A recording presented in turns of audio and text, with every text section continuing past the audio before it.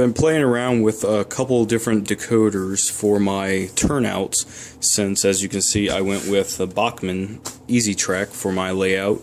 I don't necessarily like anything fairly permanent.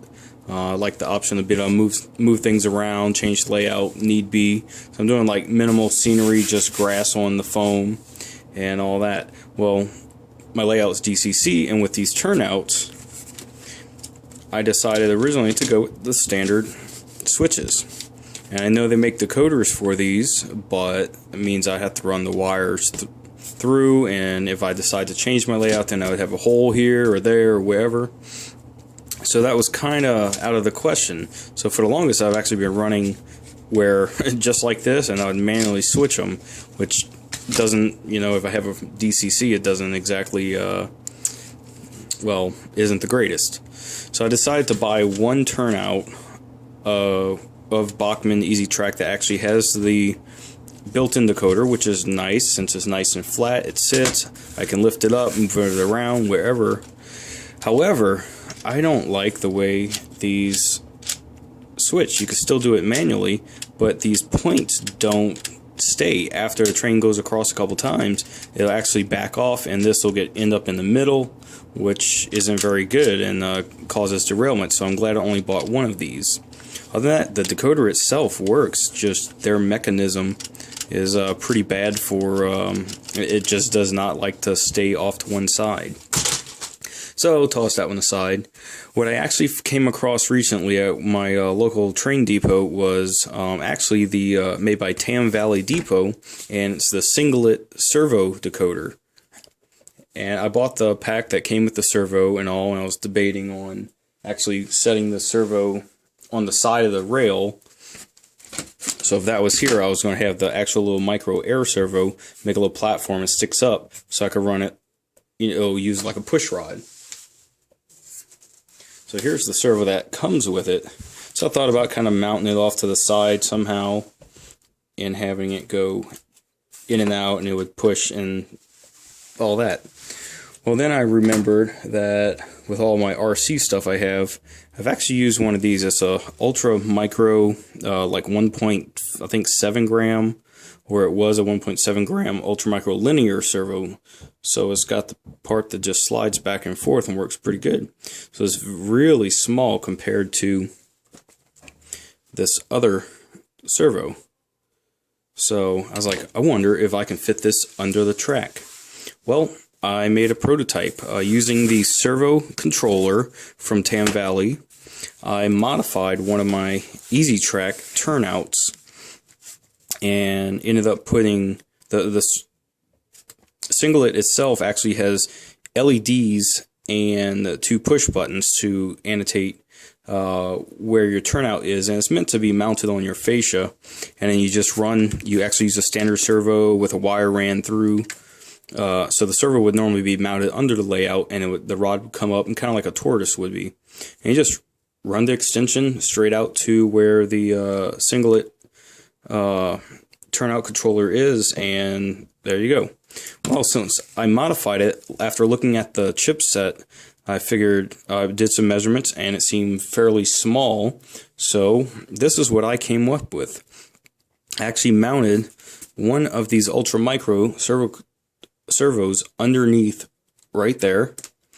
This is a prototype, so it does look kind of all over the place. Took apart most of the mechanics of the stock Bachmann, except for this little arm right here, which I glued in place and left the rod. So the rod goes through the back side of the actual track switch part, and then it's just long enough, sticking out another 1/4 inch to run through the horn that's normally on the servo in those holes right there. So I end up hot and gluing it in place and seeing how it works. Well, here's the singlet, and it says very skinny.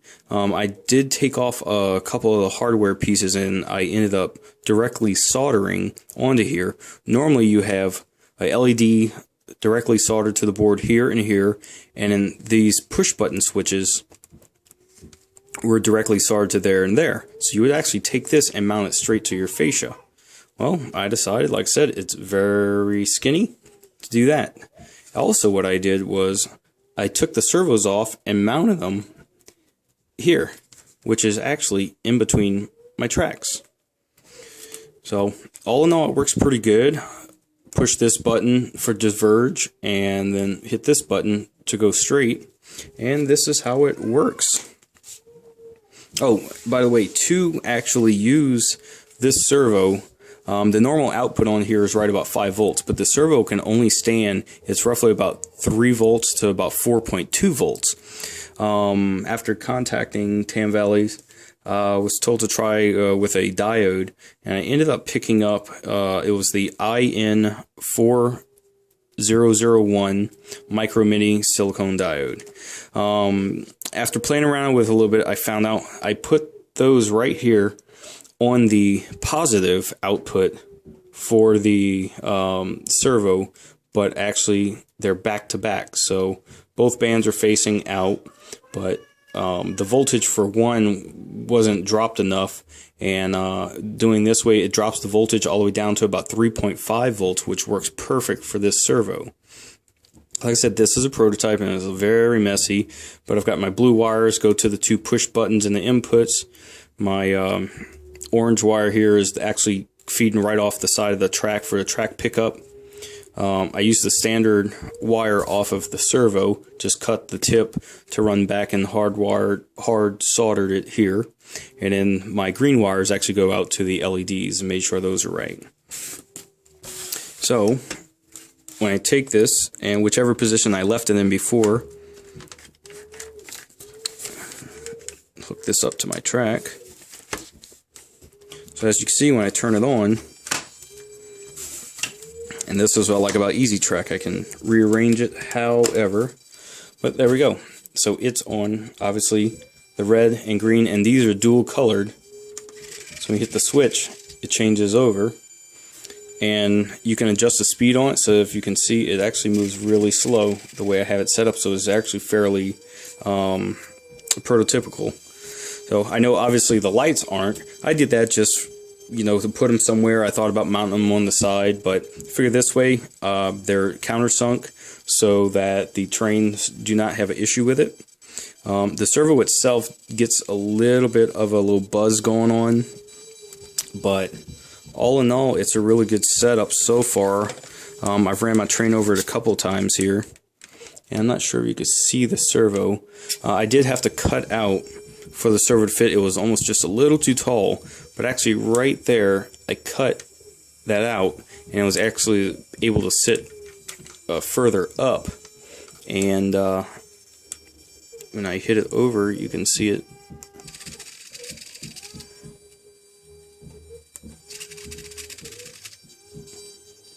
And it holds the points really tight. I mean, I have to really put some effort into it to keep it from, you know, to try to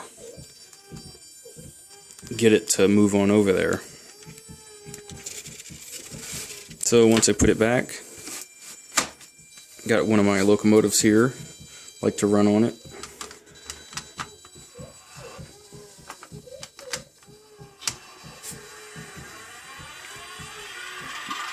Oh, and another cool thing, when you change the points here, the lights automatically switch.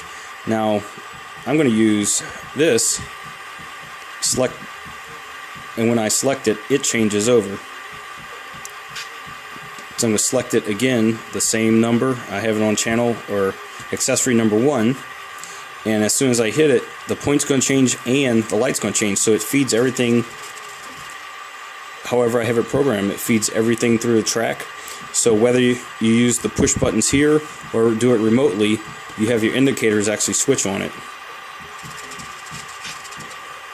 So I've got the track that's shut off is red, and the open track where the train is going to go is green.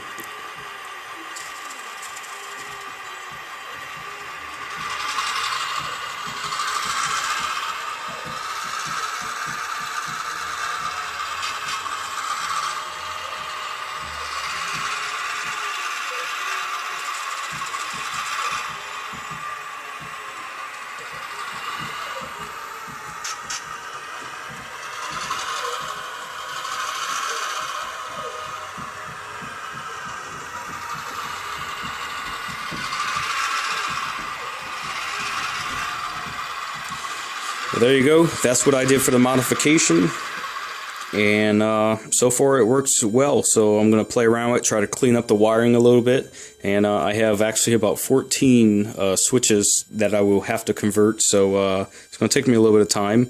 But so far this is about the best thing I can find for what it's reliable, gives me the indication lamps. I can still manually throw it, I can control it by my DCC, and I can take it apart and change it whenever I want.